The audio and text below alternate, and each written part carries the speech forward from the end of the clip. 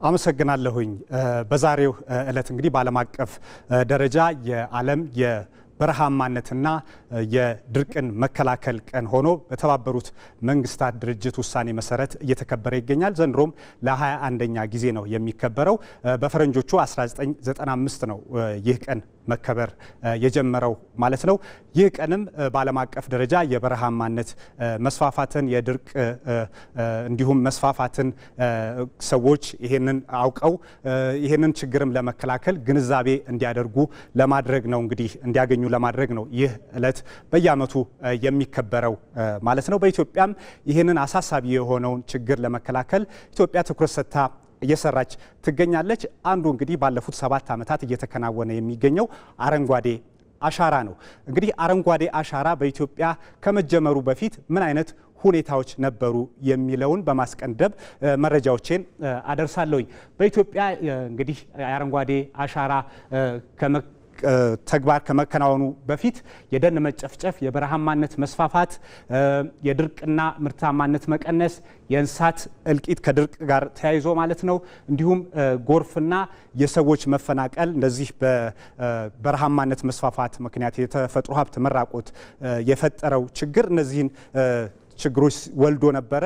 በማህበረሰቡም ላይ ትልቅ ችግር ሲያስከትል ነበረ ማለት ነው። ኢትዮጵያ ይህንን ለመከላከል አረንጓዴ አሻራን ተግብራ ምን ውጤቶች አገኘች የሚለውን ስንመለከት ደግሞ እንግዲህ አረንጓዴ አሻራ በ2011 ዓመተ ምህረት ነው የተጀመረው በጠቅላይ ሚኒስትር አብይ አህመድ አነሳሽነት ማለት ነው። መላው ህዝብም ይህንን ተግባር አሁን ባህሉ አድርጎት ቀጥሏል ማለት ነው። ካለፉት 7 ዓመታት ወዲህ ወደ 48 ቢሊዮን ችግኞች በላይ ተተክለዋል በመላ ሀገሪቱ።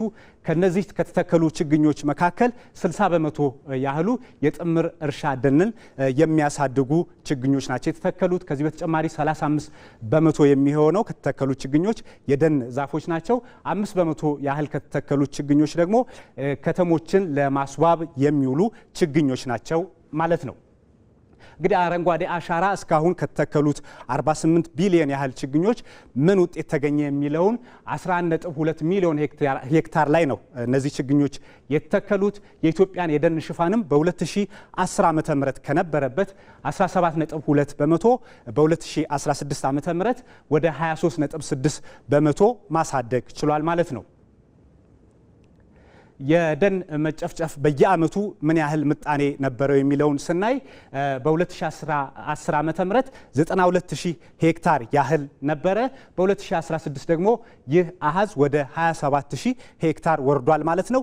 የህብረተሰቡ ግንዛቤ ማደግ እንዲሁም ደግሞ የአረንጓዴ አሻራ መርሃ ግብር የደን ሽፋንን በማሳደጉ የደን መጨፍጨፍ ምጣኔ በኢትዮጵያ እየቀነሰ ይገኛል ማለት ነው።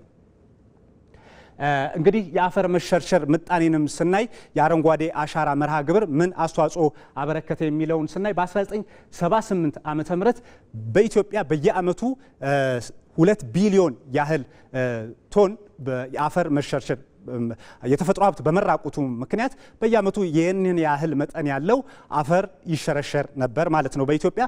በአሁኑ ወቅት ግን ይህ በዓመት ያለው የአፈር መሸርሸር ምጣኔ ወደ 208 ሚሊዮን ቶን ያህል ዝቅ ብሏል ማለት ነው። እንግዲህ 2018 ላይ እንገኛለን። ዘንድሮም ለ8ኛ ጊዜ የአረንጓዴ አሻራ መርሃ ግብር ይከናወናል። መላው ኢትዮጵያውያንም እንግዲህ ከዚህ ቀደም ላለፉት 7 ዓመታት እንዳደረጉት ማለት ነው ዘንድሮም በነቂስ ወጥተው አረንጓዴ አሻራቸውን ያኖራሉ ማለት ነው። በዚህ ዓመት 8 ቢሊዮን ያህል ችግኞችን ለመትከል ታቅዷል። የዘንድሮም የአረንጓዴ አሻራ መርሃ ግብር መሪ ቃል ተስፋን መትከል ይሆናል ማለት ነው። በመላው ኢትዮጵያም የአረንጓዴ አሻራ መርሃ ግብር ባለፉት ዓመታት እንደተከናወነው ማለት ነው ዘንድሮም ይቀጥላል ማለት ነው። ኢትዮጵያንም አረንጓዴ ለማልበስ መላው ኢትዮጵያውያን ርብርብ ያደርጋሉ።